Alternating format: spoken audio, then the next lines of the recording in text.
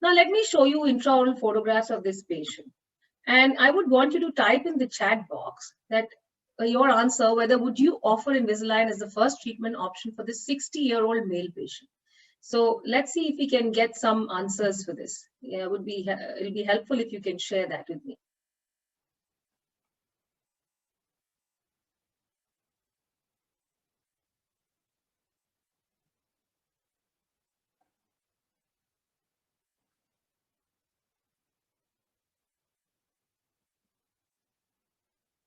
So let me see if we can get some chat.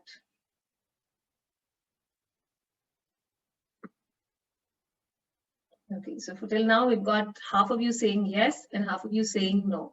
So is this an easy case with Invisalign, or is it a difficult case? It's definitely not a very easy case, but definitely doable, right? If we know the right mechanics, if we know, what we need to incorporate in the treatment plan, and if we have a compliant patient, then definitely it's a case worth doing with Invisalign.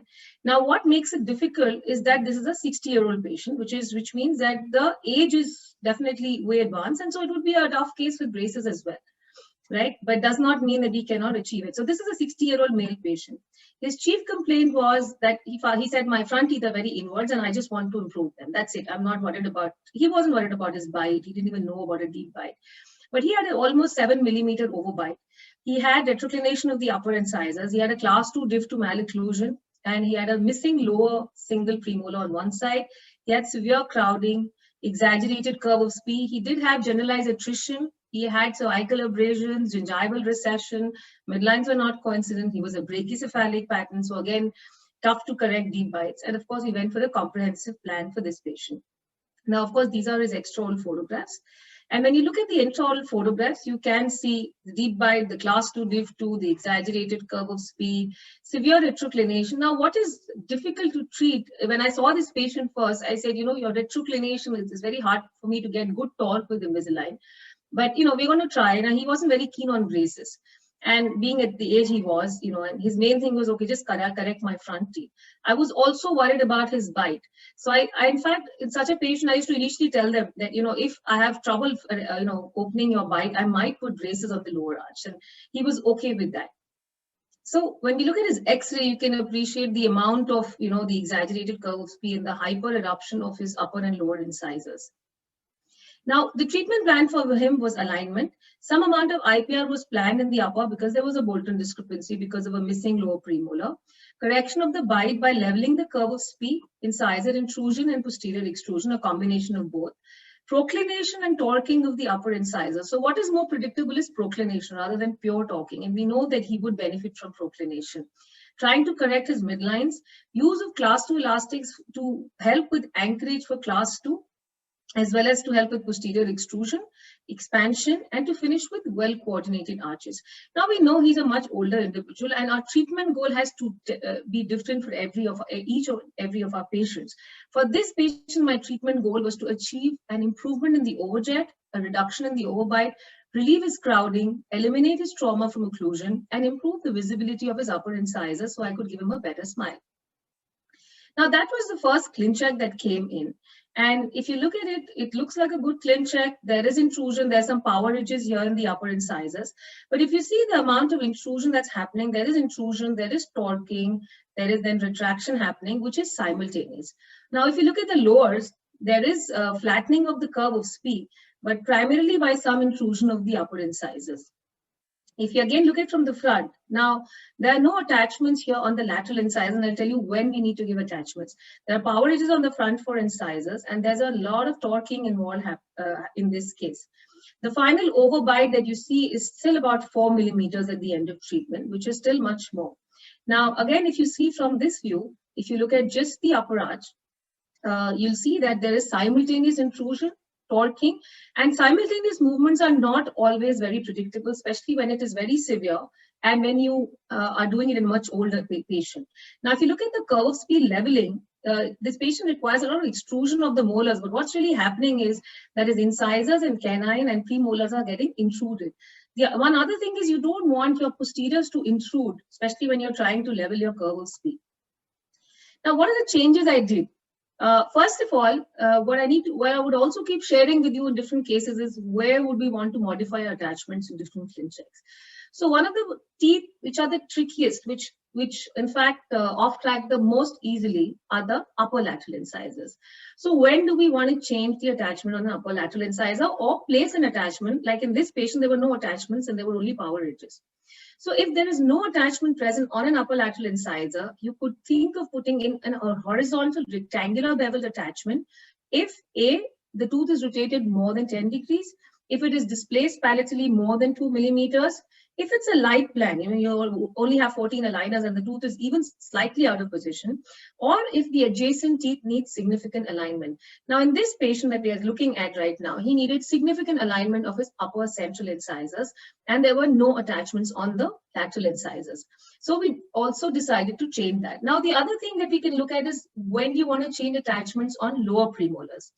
In most of your cases, you will end up seeing a premolar attachment showing up even when you're trying to extrude your premolars, because a premolar attachment, the threshold is only 5 degrees. You may want to change your rotation attachment if you need a lot of lower incisor intrusion or some amount of premolar extrusion. Then you would want to put a horizontal beveled conventional attachment. If there's a lot of AP movement planned, then you could consider putting in a long vertical attachment, and also the same for a uprighting movement. In lower molars, you might want to put in a conventional attachment if you're putting a precision hook for class 2 elastics, or if a significant amount of uprighting is needed, you could put a horizontal beveled attachment. And also if you have planned a lot of extrusion and an optimized attachment is not present. The other thing that we want to probably change in this patient is the staging of the upper incisors. So by changing the staging, we would increase the number of aligners, but it would also be more predictable. So you have to stage your upper incisor movement as procline, intrude, and then retract. So you're breaking this simultaneous movement into 3 movements because that makes it more predictable. Do we have to do it in all the patients? No. And I'll come to other cases where we have not done this. But this patient, the movement that we needed was a lot, and he was a much older patient. So if you look at the modified ClinCheck, I have added conventional attachments on the upper lateral incisors now. Also, we've changed the attachments where the precision hooks are present.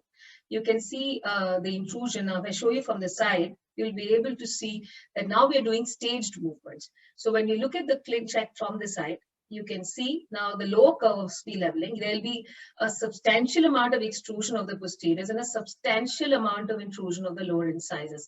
Now, do I really want this in my patient? No. Now, what we also need to know is our ClinCheck is not what happens completely in the mouth, and not in certain cases at least. So when you're looking at curve of SPE leveling, you do want to build in an exaggerated curve of SPE. If you look at the upper incisor movement, there is now only proclination happening first. This would be followed by intrusion and also some retraction. So we have now broken up the stages. And when we look at from the front, you can see again the same thing, that now the final overbite is much lesser than what it was in the previous plan.